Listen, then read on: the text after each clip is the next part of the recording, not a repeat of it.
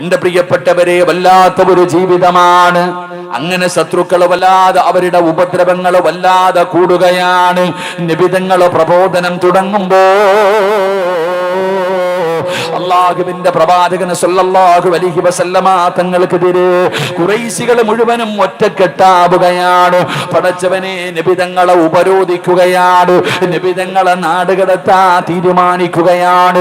ഒരാളും നിബിതങ്ങളെ സഹായിക്കരുത്, ഭക്ഷണം കൊടുക്കരുത്, അവരുടെ വീട്ടിൽ പോകരുത്, അവരെ നിങ്ങളെ കാണരുത്, അവരുമായൊരു ബന്ധവും പുലർത്തരുത്. പടച്ചവനെ, അല്ലാഹുവിന്റെ പ്രവാചകൻ സല്ലല്ലാഹു അലൈഹി വസല്ലമ തങ്ങള് അവിടുന്ന് പടച്ചവനെ അവിടുന്ന് എല്ലാവരും ഉപരോധിക്കുകയാ. നബിതങ്ങളും അതാ ഖദീജ ബീബി റളിയല്ലാഹു തആല അൻഹ, പടച്ചവനെ റുഖിയ ബീബി, ഉമ്മു കുൽസൂം, ഫാത്തിമ ബീബി, പടച്ചവനെ ശഅബ് അബീ താലിബ് എന്ന് പറയുന്ന മലഞ്ചെരുവില് പടച്ചവനെ 3 കൊല്ലം അവിടെ താമസിക്കുകയാ. കഴിക്കാൻ ഭക്ഷണമില്ല, ഒരാളും നബിതങ്ങളുടെ കുടുംബവുമായിട്ടൊരു ബന്ധവുമില്ല. ശഅബ് അബീ താലിബിന്റെ മലഞ്ചെരുവിലല്ലാ എല്ലാവരും പട്ടിണിയാ, കഴിക്കാൻ ഭക്ഷണമില്ല, പ്രയാസമാ. എന്റെ പ്രിയപ്പെട്ടവരെ, ഭക്ഷണം ഒരാളും കൊടുക്കുന്നില്ല, സഹായിക്കുന്നില്ല. അവസാനം ഫാത്തിമ ബീവി റളിയല്ലാഹു തആല അൻഹ വിശപ്പ് സഹിക്കാൻ കഴിയാതെ തന്റെ വാപ്പാടെ മുമ്പിൽ ചെന്നിട്ട്, വാപ്പാ എനിക്ക് വിശക്കുന്നു വാപ്പാ. തന്റെ ഉപ്പാടെ മുമ്പിൽ ചെന്നിട്ട് വിശക്കുന്നു എന്ന് പറയാറ് ആ 6-7 വയസ്സുള്ള ഫാത്തിമ എന്ന് പറയുന്ന ചെറിയ മകളുണ്ടല്ലോ. പടച്ച റബ്ബേ,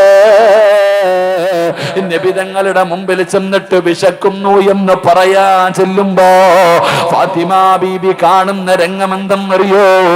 വിശപ്പ് സഹിക്കാൻ കഴിയാതെ അല്ലാഹുവിന്റെ പ്രവാചകൻ ഇരുന്ന് ഇലകടിച്ചു കൊണ്ടിരിക്കുകയാ. ഉപ്പാ വിശക്കുന്നു എന്ന് പറയുമ്പോ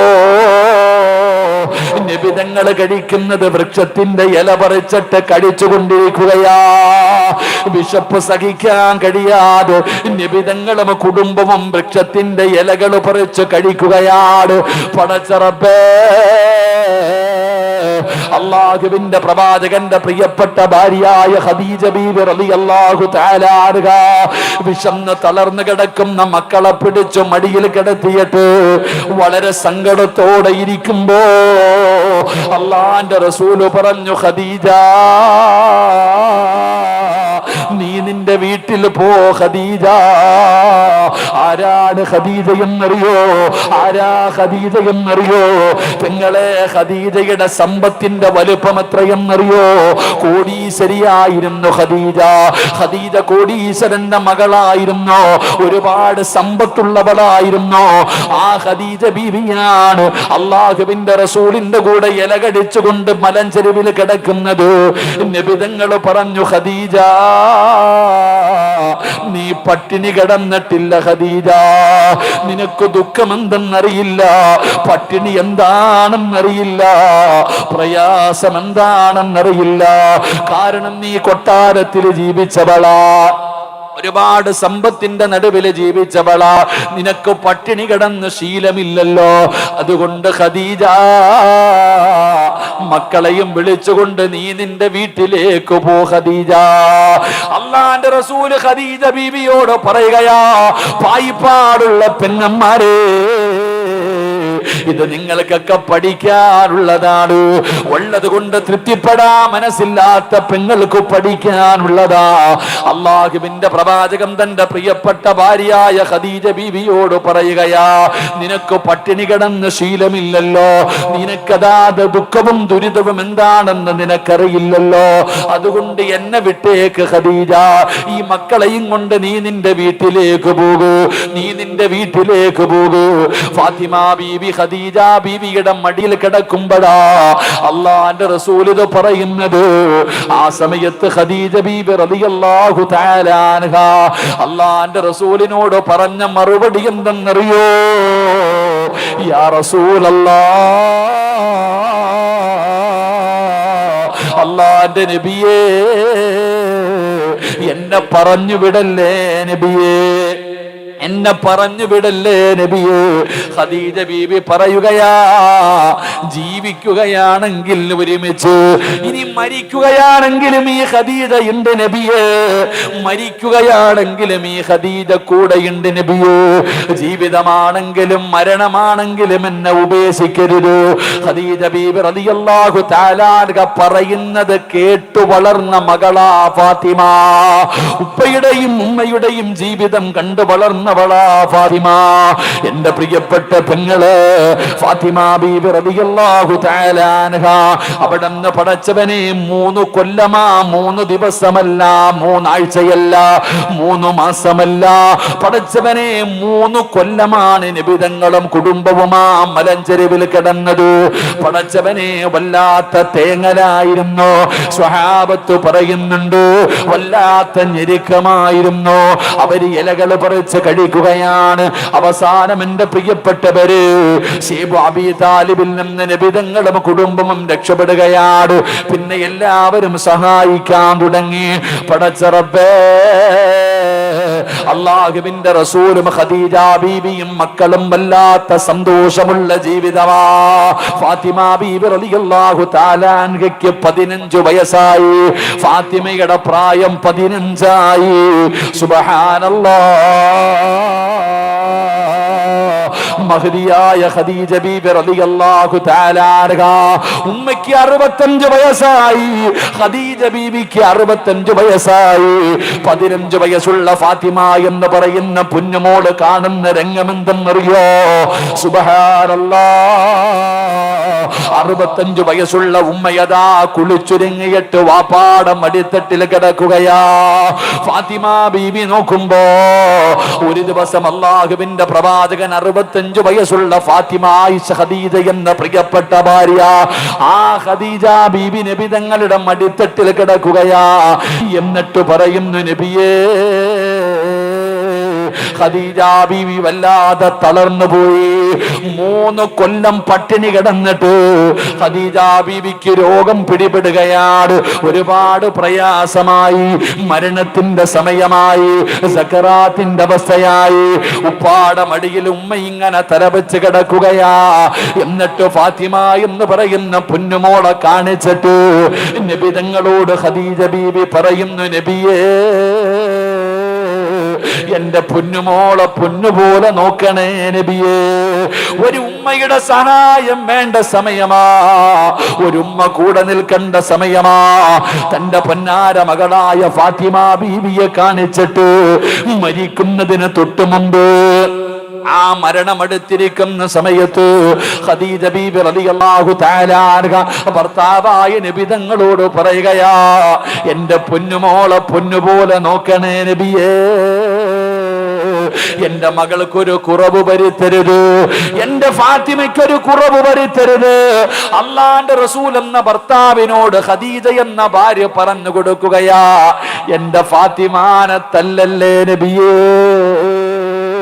അല്ലാഹുവിന്റെ റസൂലിനോട് ഖദീജ ബീബി പറഞ്ഞു കൊടുക്കുകയാ, എന്റെ ഫാത്തിമാനെ തല്ലരുത്, എന്റെ പൊന്നുമോളെ തല്ലരുത്. ഫാത്തിമ ബീവിയെ കാണിച്ചു കൊടുത്തിട്ട് ഖദീജ ബീബി റളിയല്ലാഹു തആല അൻഹ അവിടെന്ന് പറഞ്ഞു കൊടുക്കുന്നു, എന്റെ മകളെ തല്ലാൻ പാടില്ല. നബിതങ്ങൾ പറഞ്ഞു, നബിതങ്ങൾ തന്റെ ഭർത്താവിനോട് ഖദീജ ബീബി പറയുകയാ, ഒരു ഉമ്മയുടെ സഹായം, ഒരു ഉമ്മയുടെ കൂട്ടുവേണ്ട സമയമാണ് ഫാത്തിമയ്ക്ക്. അപ്പോഴാണ് ഫാത്തിമ ബീവി, ഖദീജ ബീവി പട്ടിണി കിടന്നിട്ട് രോഗം പിടിച്ചു. 3 കൊല്ലം പട്ടിണി കിടന്നു, ഇലകൾ കഴിച്ചു, ഒരുപാട് രോഗമായി. 65-ാമത്തെ വയസ്സിൽ വഫാത്താകുമ്പോ, ആ മരിക്കുന്നതിന്റെ തൊട്ടു മുമ്പ് ഉപ്പാന്റെ മടിത്തട്ടിൽ കിടന്നിട്ട് ഭർത്താവിനോട് പറയുകയാ, എന്റെ മകളെ നോക്കിക്കൊള്ളണം, എന്റെ മകളെ പൊന്നുപോലെ നോക്കണം, ഒരു കുറവും വരുത്തരുത് എന്റെ ഫാത്തിമാനെ. എന്നിട്ട് നിബിതങ്ങൾ പറഞ്ഞു, തല്ലരുത് എന്റെ ഫാത്തിമയെ. അള്ളാഹു നമുക്ക് ഈമാൻ നൽകുമാറാകട്ടെ, അള്ളാഹു നമുക്ക് ഈമാൻ നൽകുമാറാകട്ടെ. നിബിതങ്ങൾ പറഞ്ഞു, അത് തന്നെയാ നമ്മളും മനസ്സിലാക്കേണ്ടത് തന്നെ. കല്യാണം കഴിക്കും പള്ളിക്കകത്ത് വന്നിട്ട്, ആണുങ്ങൾ നിക്കാഹ് കഴിക്കുന്ന സമയത്ത് ആ പറഞ്ഞു കൊടുക്കുന്ന ഒരു വാക്കുണ്ട്, ഉസവ്വിജുക അലാ മാ അമറല്ലാഹു തആല ബിഹി മിൻ ഇംസാകിൻ ബിമഅറൂഫിൻ ഔ തസ്രീഹിൻ ബിഇഹ്സാൻ സവ്വജതുക വ അൻകഹതുക ബിന്ദി എന്ന് പറഞ്ഞിട്ട് പറയുമല്ലോ. എന്താ ഈ പറയണതിനർത്ഥം? എടാ, 18ഉം 20ഉം കൊല്ലം പോറ്റി വളർത്തിയ ഒരു മകളെ നീ കൊടുക്കുന്ന മഹറിന് പകരം നിന്റെ കയ്യിലേക്ക് വെച്ച് തരുമ്പോൾ ആ വാപ്പായും പറയുന്നത് എൻ്റെ മോളെ തല്ലല്ലേ എന്നാ. അള്ളാഹു നമുക്ക് ഈമാൻ തരുമാറാകട്ടെ. എന്താ പറയണേ? എന്ത് ചെയ്യരുതെന്ന്? തല്ലരുതെന്ന്. അത് പറഞ്ഞതിൻ്റെ പേരിൽ ഇപ്പം അല്ലേ, അത് പറയാൻ തന്നെ പേടിയാ. അള്ളാഹു കാക്കുമാറാകട്ടെ. കാരണം നമ്മൾ 8 കൊല്ലം മുമ്പ് ഒരു പ്രസംഗം നടത്തി. എന്താ പ്രസംഗത്തിനകത്ത്? പെണ്ണുങ്ങളെ തല്ലാൻ പറ്റുന്ന വല്ല സമയം ഉണ്ടോ എന്ന് ചോദിച്ചപ്പോൾ അത് പറഞ്ഞു കൊടുത്തു. പടച്ചവനെ ഇപ്പൊ 28 കേസം കണ്ടായില്ലേ? 28 കേസായി. അള്ളാഹു ബർക്കത്ത് ചെയ്യുമാറാകട്ടെ. ആമീൻ പറയടോ. അള്ളാഹു ബർക്കത്ത് ചെയ്യുമാറാകട്ടെ. അതായത് ഉസ്താദ്മാർക്കൊക്കെ എന്തെങ്കിലും പറയാൻ പേടിയാ.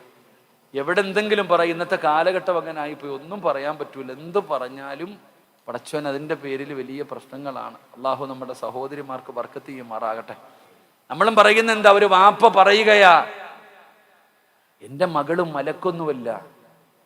ഞാൻ 18 വർഷക്കാലം അല്ലെങ്കിൽ 20 വർഷക്കാലം പോറ്റി വളർത്തി എൻ്റെ മകള്, അവളെല്ലാം തികഞ്ഞവളൊന്നുമല്ല. അവൾക്ക് എന്തെങ്കിലും ഒരുപാട് പോരായ്മകളും ന്യൂനതകളും ഉണ്ട്. എൻ്റെ മകൾ എന്തെങ്കിലും തെറ്റ് ചെയ്താൽ നിങ്ങൾ ക്ഷമിക്കണം. പുതിയാപ്പളയോട് പറഞ്ഞു കൊടുക്കുന്നത്, എൻ്റെ മകൾ എന്തെങ്കിലും തെറ്റ് ചെയ്താൽ ക്ഷമിക്കണം, അല്ലെങ്കിൽ നീ ഉപദേശിക്ക്, നീ അവളെ ഉപദേശിക്ക്, നീ ക്ഷമിക്ക്, തല്ലല്ലേ കൊല്ലല്ലേ എന്നാ പറയുന്നത്. എൻ്റെ പ്രിയപ്പെട്ടവരെ, ഫാത്തിമ ബീബി റളിയല്ലാഹു തആല അൻഹയെ കാണിച്ചിട്ട് ഖദീജ ബീബിയും പറഞ്ഞത് നബിതങ്ങളോട്, എൻ്റെ മകളെ തല്ലരുത്, എൻ്റെ മകൾക്കൊരു കുറവും വരുത്തരുത്, എൻ്റെ പൊന്നുമോളെ നല്ലതുപോലെ നോക്കണം. അല്ലാഹുവിന്റെ പ്രവാചകനോട് എൻ്റെ പ്രിയപ്പെട്ട ഖദീജ പറഞ്ഞു കൊടുക്കുകയാ. അല്ലാഹുവിന്റെ പ്രവാചകനോട് അവിടെ നിന്ന് പറഞ്ഞു കൊടുത്തു. ഖദീജ ബീബി റളിയല്ലാഹു തആല അൻഹ ഫാത്തിമ എന്ന് പറയുന്ന പൊന്നാര മകളെ അടുത്തേക്ക് വിളിക്കുകയാ. എന്നിട്ട് പറഞ്ഞു, ഫാത്തിമ, ഉമ്മാടെ കയ്യിൽ ആകെ ഉള്ളതൊരു ഒരു മാലയാണ്. ഫാത്തിമ ബീബി അടുത്ത് വിളിച്ചിരുത്തിയിട്ട് മഹദിയായ ഖദീജ ബീബി റളിയല്ലാഹു തആല അൻഹ തന്റെ കഴുത്തിൽ കിടന്ന ആകെയുണ്ടായിരുന്ന ഒരു മാലയെടുത്തു. എന്നിട്ട് ഫാത്തിമ ബീവിയുടെ കയ്യിൽ വെച്ച് കൊടുത്തിട്ട് പറഞ്ഞു, മോളെ ഫാത്തിമ, ഉമ്മാനെ ഓർമ്മ വന്നാൽ, ഈ ഉമ്മച്ചിയെ ഓർമ്മ വന്നാൽ, നിന്റെ മനസ്സു വേദനിച്ച, നിനക്ക് സങ്കടം വന്ന, ഈ മാലയെടുത്ത് ചുംബിച്ചാ മതി ഫാത്തിമ. ഫാത്തിമ എന്ന് പറയുന്ന പൊന്നാര മകളെ പിടിച്ചടുത്തിരുത്തിയിട്ട് ഉമ്മ ഇരുന്ന് കരയുകയാണ്. ഫാത്തിമ ബീബി ചോദിക്കുന്നു, എന്തിനാ ഉമ്മ കരയുന്നത്? മോളെ, നിനക്കൊരുപാട് സ്വർണം വാങ്ങി തരണമെന്ന് എനിക്ക് ആഗ്രഹമുണ്ട്. എൻ്റെ കയ്യിലൊന്നുമില്ലല്ലോ, എൻ്റെ കയ്യിലൊന്നുമില്ലല്ലോ. ഞാൻ ഒരുപാട് സമ്പത്തുള്ളവളായിരുന്നു, എല്ലാം അല്ലാഹുവിന്റെ ദീനിന് വേണ്ടി കൊടുത്തതാണ്. അവസാനമാകെയുണ്ടായിരുന്ന മാലയെടുത്ത് ഖദീജ ബീബി തന്റെ പൊന്നാര മകളായ ഫാത്തിമയുടെ കയ്യിൽ കൊടുത്തു. എന്നിട്ട് പറഞ്ഞു, ഫാത്തിമ, സൂക്ഷിച്ചു കൊള്ളണം, ഈ മാല നീ കളയരുത്, ഈ മാല നീ നഷ്ടപ്പെടുത്തരുത്. അല്ലാഹുവിന്റെ പ്രവാചകന്റെ പൊന്നാര മകളുടെ കയ്യിലേക്ക് അതാ ഉമ്മ വെച്ചു കൊടുക്കുകയാണ്. ഖദീജ ബീബി റളിയല്ലാഹു തആല അൻഹ മരണപ്പെടുകയാ. വാപ്പയോട് പൊരുത്തം ചോദിച്ചു.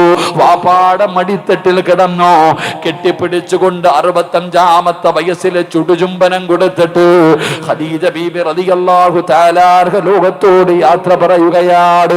പടച്ചവനെ, നബിതങ്ങളെ തകർന്നു പോയി, അല്ലാഹുവിന്റെ റസൂൽ തളർന്നു പോയി. ഖദീജ ബീവിയുടെ മരണം നബിതങ്ങളെ വല്ലാതെ വേദനിപ്പിച്ചു. ഫാത്തിമയ്ക്കറിയാ, ഉമ്മ ഖദീജയോട് വല്ലാത്ത സ്നേഹമാ. വാപ്പയുടെ ജീവനായിരുന്നു ഖദീജ.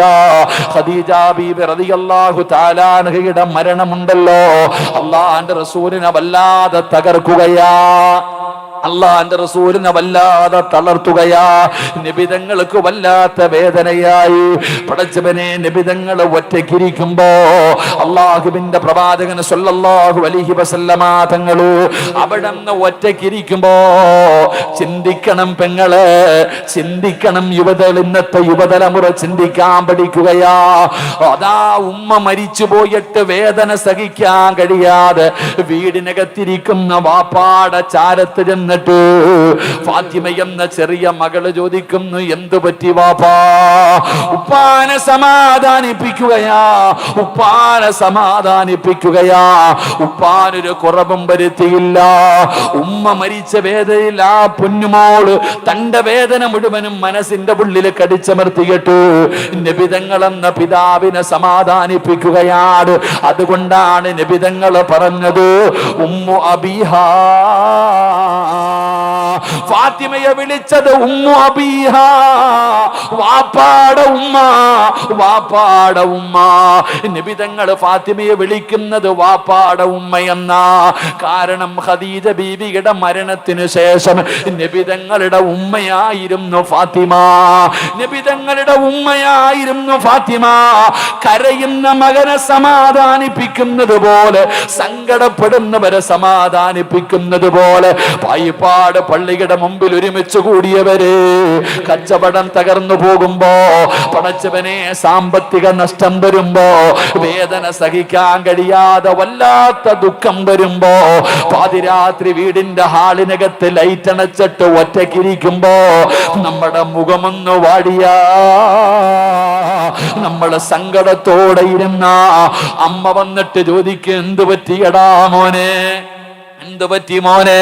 നമ്മുടെ ഉമ്മ വന്ന് സമാധാനിപ്പിച്ച മനസ്സിന് വല്ലാത്ത ഒരു കുളിർമയാ.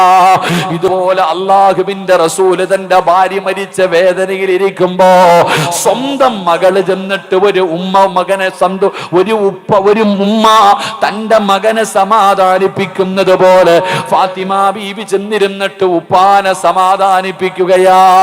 അപ്പോഴാ മകളെ കുറിച്ച് പഠിച്ചു നോക്കണോ, ആ മകളുടെ മനസ്സിനെ കുറിച്ച് പഠിച്ചു നോക്ക്. നബിതങ്ങളാണ് പറഞ്ഞു ഉമ്മു ഹബീബ. നബിതങ്ങൾ അവിടെ നിന്ന് പറയുകയാ, ഉമ്മുൽ അള്ളാന്റെ റസൂൽ അവിടെ നിന്ന് പറയുകയാ, അതാ വാപ്പയുടെ ഉമ്മ. എന്റെ പ്രിയപ്പെട്ടവരെ, നബിതങ്ങളുടെ പ്രയാസങ്ങളിൽ മുഴുവനും ഫാത്തിമ കൂടെയുണ്ട്. ഫാത്തിമ എന്ന് പറയുന്ന ഈ പൊന്നുമോള് അള്ളാഹുവിന്റെ റസൂലിന്റെ സങ്കടത്തിലും ദുഃഖത്തിലും കൂടെയാ. രണ്ടുപേരും വല്ലാത്ത ഒരു ജീവിതമാണ്.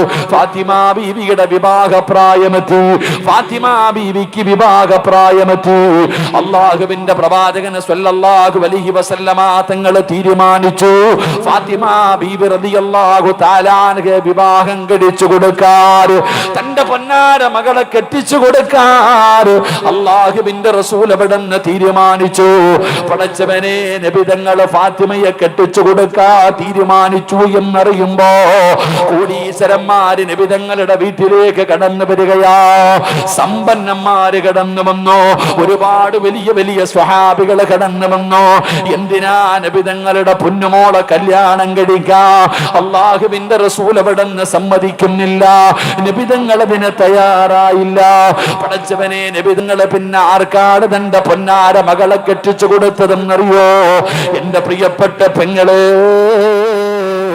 അലിയാര് തങ്ങൾക്ക് ഫാത്തിമ എന്ന് പറഞ്ഞ വല്ലാത്ത ജീവനാ, പ്രണയമായിരുന്നു എന്ന് നിങ്ങൾ ആരും കാണരുത്, പറയരുത്. ഫാത്തിമ ബീവി അലിയാര് തങ്ങൾ പ്രണയിച്ച് കെട്ടിയതാണെന്ന് പറയരുത്. അലിയാര് തങ്ങൾക്ക് ഫാത്തിമയോട് വല്ലാത്ത സ്നേഹമായിരുന്നു. എല്ലാവർക്കും ഇഷ്ടമാണോ? പായിപ്പാടുള്ള 5 നേരം നിസ്കരിക്കുന്ന പടച്ചറബിനെ പേടിയുള്ള, ഫർദ് ധരിച്ച് ഹിജാബ് ധരിച്ച് നടക്കുന്ന ഒരു മുസ്ലിം പെണ്ണിനെ കണ്ട ഏത് ഉപ്പയും ചിന്തിക്കും, പടച്ചവനെ, ഇവളെ എനിക്ക് മരുമകളായി കിട്ടിയിരുന്നെങ്കിലോ, എന്റെ മകന് ചേർന്ന പെണ്ണാട്. ഏതൊരു മനുഷ്യനും കൊതിക്കുമല്ലോ, ഏതൊരു മനുഷ്യനും ആഗ്രഹിക്കുമല്ലോ. അതുകൊണ്ട് അല്ലാഹുവിന്റെ റസൂലിന്റെ പൊന്നുമകളെ കല്യാണം കഴിക്കാൻ കൊതിക്കാത്തവരില്ല. അലിയാര് തങ്ങൾക്ക് ഫാത്തിമയോട് വല്ലാത്ത സ്നേഹമാ. കാരണം രണ്ടുപേരും ഒരു വീട്ടിലാണ്. 4-ാമത്തെ വയസ്സ് മുതൽ അലിയാര് തങ്ങളെ ജീവിക്കുന്നത് നബിതങ്ങളുടെ കൂടെയാ, വാപ്പയുടെ സ്ഥാനമാ. ഫാത്തിമ ബീബി റളിയല്ലാഹു തആല അൻഹയുടെ കല്യാണം കഴിച്ചു കൊടുക്കാൻ തീരുമാനിച്ചു. എല്ലാവരും വന്നു പെണ്ണ് ചോദിക്കുന്നുണ്ട്, നബിതങ്ങൾ സമ്മതിക്കുന്നില്ല. അലിയാര് തങ്ങളാണെങ്കിൽ നബിതങ്ങളുടെ മകളായ ഫാത്തിമാനെ വല്ലാത്ത ഇഷ്ടമാ. ഫാത്തിമയ്ക്കും അങ്ങനെ തന്നെയാ. ഫാത്തിമ ബീബിക്കും അലിയാര് ഒരിക്കലും നിങ്ങൾ ഇതിന് ദുർവ്യാഖ്യാനം ചെയ്യരുത്. ഇനി പെൺകുട്ടികൾ പറയും, കണ്ടോ അലിയാര് തങ്ങൾ പ്രയണിച്ച കെട്ടിയെന്ന് പറഞ്ഞുകൊണ്ട് പോകരുത്. അങ്ങനല്ല. ഫാത്തിമ ബീവിക്കും ഇഷ്ടമാണ്, അലിയാര് തങ്ങൾക്കും ഇഷ്ടമാണ്. അത് പ്രണയമായിരുന്നില്ല. അപ്പൊ ആരോ പറഞ്ഞു, അലിയെ നീ അറിഞ്ഞോ ഫാത്തിമയെ കല്യാണ ആലോചന നടത്തുക, ഫാത്തിമ ബീബിയെ കെട്ടിച്ചു കൊടുക്കാൻ തീരുമാനിച്ചു, കല്യാണ ആലോചനയൊക്കെ നടത്തുന്നുണ്ട്, നീ ഇങ്ങനെ നടന്നോടാ ചങ്ങാതി. അവള് പറയുമല്ലോ, ഇന്നത്തെ ചെറുപ്പക്കാര് പറയുമല്ലോ, നീ അറിഞ്ഞില്ലേടാ കല്യാണ ആലോചനയൊക്കെ നടക്കുക, നീ ഇങ്ങനെ നടന്നോ. ഫാത്തിമ ബീബിയുടെ കല്യാണ ആലോചന നടക്കുന്നു എന്നറിഞ്ഞപ്പോൾ അലിയാർ തങ്ങൾ തീരുമാനിച്ചു, ഇനി എന്തായാലും വിടൂല, പോയി ചോദിക്കാം. ചങ്കൂറ്റമായി ഇങ്ങനെ ഇളക്കുമല്ലോ.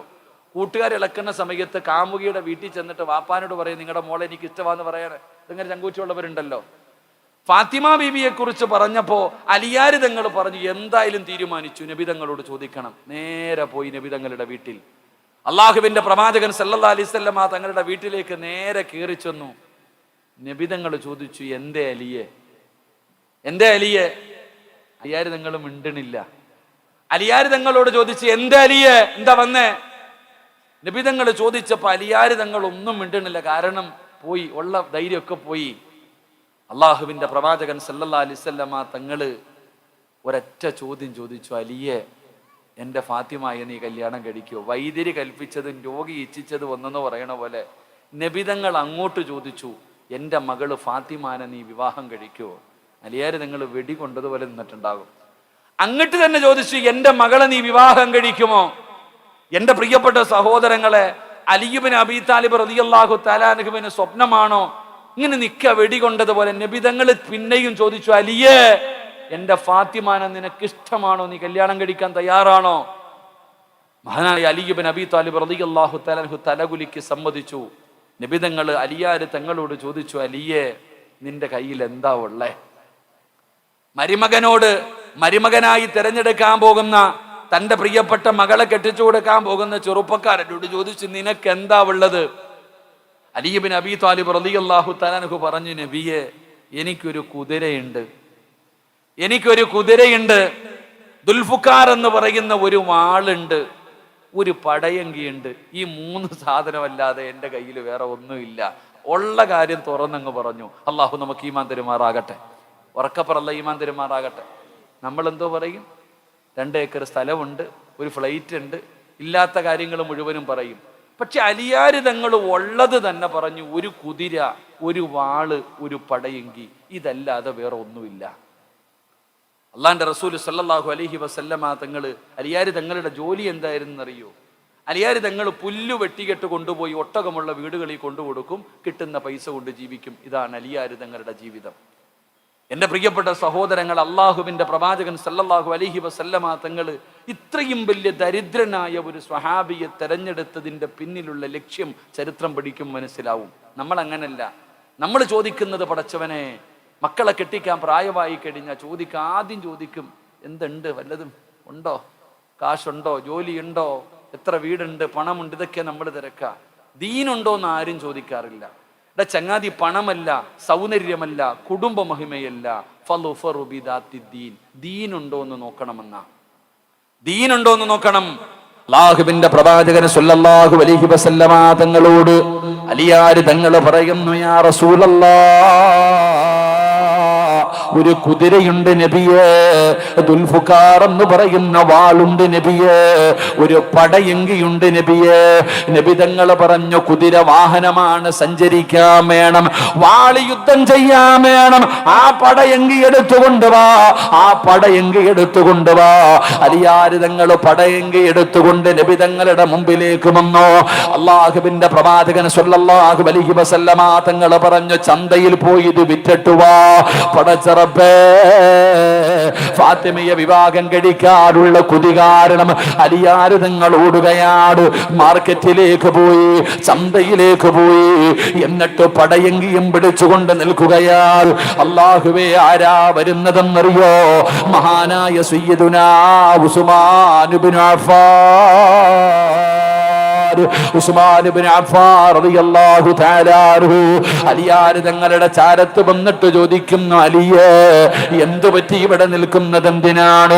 ഈ പടയങ്കി വിൽക്കാൻ വന്നതാണ്, നബി തങ്ങളെ വിറ്റിട്ട് പോകാൻ പറഞ്ഞിരിക്കുകയാണ്, ഫാത്തിമയെ കല്യാണം കഴിച്ചു തരാമെന്ന് പറഞ്ഞിരിക്കുകയാണ്.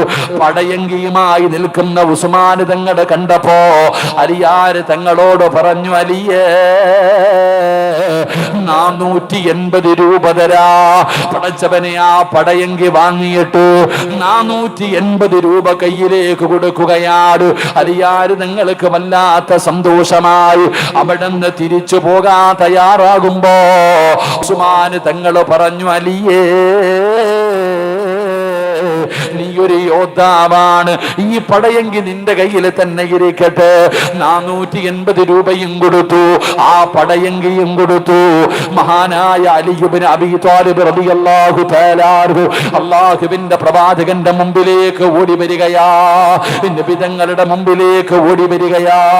480 രൂപ കൊണ്ടുവന്ന മുത്തുനബിയുടെ കയ്യിൽ കൊടുത്തു.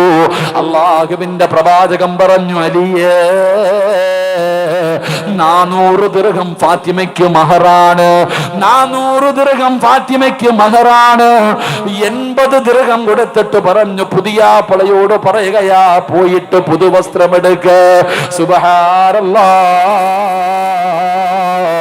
80 രൂപയുമായിട്ട് അലിയാര് തങ്ങൾ പുതുമവാട്ടിക്ക് വസ്ത്രമെടുക്കുകയാ. എന്റെ പടച്ചറപ്പേ, അവിടുന്ന് പുതുവസ്ത്രം മേടിച്ചു കൊണ്ടുവന്ന് കൊടുക്കുകയാണ്. പായിപ്പാടുള്ള യുവതലമുറ പഠിക്കാൻ പറയുകയാ, സ്വപ്നലോകത്ത് ജീവിക്കുന്ന എന്റെ പ്രിയപ്പെട്ട പെങ്ങളെ, സ്വർഗത്തിന്റെ നേതാവായ ഫാത്തിമയുടെ കല്യാണത്തിന്റെ രംഗമാ പറയുന്നത്.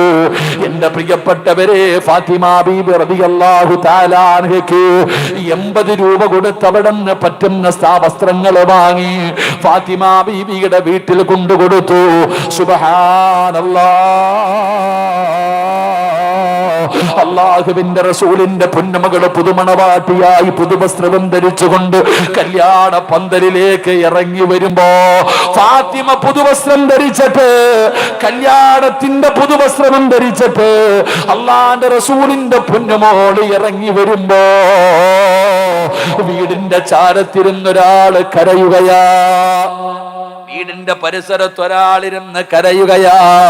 ആരാ കരയുന്നതെന്നറിയോ? മഹാനായ സയ്യിദുനാ അബൂബക്കർ സിദ്ദീഖ് റളിയല്ലാഹു തആല അൻഹു വീടിന്റെ പരിസരത്തിരുന്ന് കരയുകയാ. എന്തിനാ കരയുന്നത്? അബൂബക്കർ തങ്ങളെ എന്തിനാ കരയുന്നത്? ഫാത്തിമയുടെ വിവാഹ ദിവസമല്ലേ, സന്തോഷത്തിന്റെ ദിവസമല്ലേ, എന്തിനാണ് വീടിന്റെ പരിസരത്തിരുന്ന് ഒറ്റയ്ക്ക് കരയുന്നതെന്ന് ചോദിച്ചപ്പോ അബൂബക്കർ തങ്ങൾ പറഞ്ഞ മറുപടി എന്തെന്നറിയുവോ? ചെറുപ്പക്കാരാ മോനെ, അബൂബക്കർ തങ്ങൾ പറഞ്ഞ മറുപടി എന്തെന്നറിയോ? സഹാബാ, ഈ ലോകം തന്നെ പടയ്ക്കാൻ കാരണക്കാരനായ മുത്തുനബിയുടെ പൊന്നുമോളെ കല്യാണത്തിന്റെ ഇട്ടിരിക്കുന്ന വസ്ത്രം കണ്ടോ സഹാബ? എന്റെ മുത്തുനബിയുടെ പൊന്നുമോൾ ഇട്ടിരിക്കുന്ന പുതുവസ്ത്രം കണ്ടോ? ആ മണവാട്ടി ഇട്ടിരിക്കുന്ന വസ്ത്രം കണ്ടോ? സഹിക്കുന്നില്ല സഹാബ. നബി തങ്ങളുടെ പൊന്നാര മകളിട്ടിരിക്കുന്ന പുതുവസ്ത്രം കണ്ടിട്ട്, അതിന്റെ അവസ്ഥ കണ്ടിട്ട് സങ്കടം വന്ന് അബൂബക്കർ തങ്ങൾ അവിടെ നിന്ന് കരഞ്ഞു എന്ന് ചരിത്രം പഠിപ്പിക്കുമ്പോ, പായിപ്പാടുള്ള ചെറുപ്പക്കാരാ, നിനക്കിത് തിരിയണമെന്നില്ലടാ പൊന്നുമോര്. എന്റെ പെങ്ങളെ, ഇതൊക്കെ നിങ്ങൾക്ക് തിരിയുമോ എന്ന് എനിക്കറിയില്ല. കാരണം കല്യാണത്തിന്റെ ദിവസം വീട്ടിലെ ആൺകുട്ടി ആണുങ്ങൾക്കും അതുപോലെ കൂട്ടുകാർക്ക് മുഴുവനും ഒരേ കളറുള്ള വസ്ത്രമാ. ആണിനും പെണ്ണിനും വസ്ത്രമുണ്ട്, മാതാപിതാക്കൾക്ക് വസ്ത്രമുണ്ട്.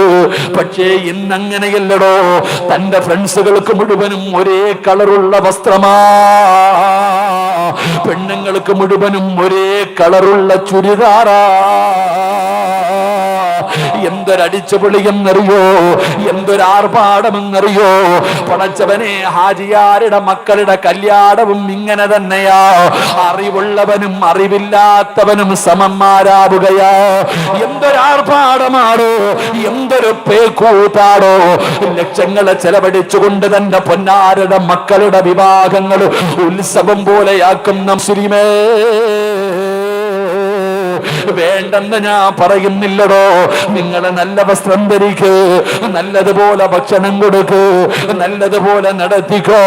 പക്ഷേ ആവശ്യമില്ലാത്ത കാര്യങ്ങൾ ഉപേക്ഷിക്കാമല്ലോ, വേണ്ടാത്ത അനാചാരങ്ങൾ ഉപേക്ഷിക്കാമല്ലോ. ഇന്നത്തെ വിവാഹങ്ങളൊക്കെ പറയാൻ പറ്റുന്നതല്ലല്ലോ. കോടികൾ ചെലവഴിച്ച് ആർഭാട വിവാഹം നടത്തിയിട്ട് നാലിൻ്റെ അന്ന് വീട്ടിൽ വന്നിരുന്ന മക്കളുടെ കഥ കണ്ടില്ലേ? എന്തേ ചിന്തിക്കാത്തത്? എന്റെ പ്രിയപ്പെട്ടവരെ, റസൂലുള്ളാഹി തങ്ങളുടെ പൊന്നാര മകള് പുതുമണവാട്ടിയായി ഇറങ്ങി വരുമ്പോ കരയുകയാ. അബൂബക്കർ സിദ്ദീഖ് തങ്ങളെ കരയുകയാ. കാരണം കൂട്ടുകാരനായ നബി തങ്ങളുടെ മകളാ. പടച്ച റബ്ബേ, കല്യാണത്തിന്റെ കാര്യമായി അല്ലാഹുവിന്റെ റസൂൽ ചോദിക്കുന്ന അലിയേ, വലീമ നടത്തണമല്ലോ, ജനങ്ങൾക്ക് ഭക്ഷണം കൊടുക്കണമല്ലോ, എന്തുണ്ട് അലിയേ? അള്ളാന്റെ റസൂല് ചോദിക്കുമ്പോ അലിയാര് നിങ്ങളെ തലതായിട്ട് നിൽക്കുകയാ.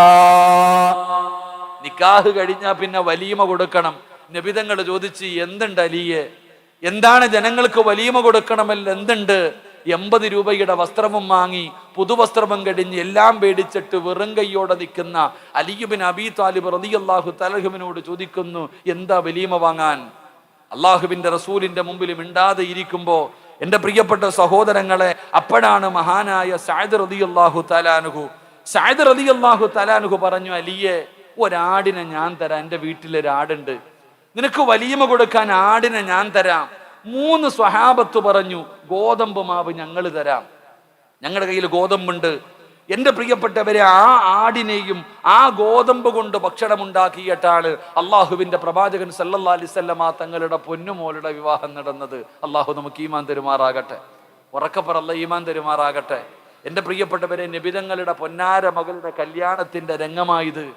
എന്തുകൊണ്ട് നമ്മൾ മനസ്സിലാക്കേണ്ട ചില കാര്യമുണ്ടോ?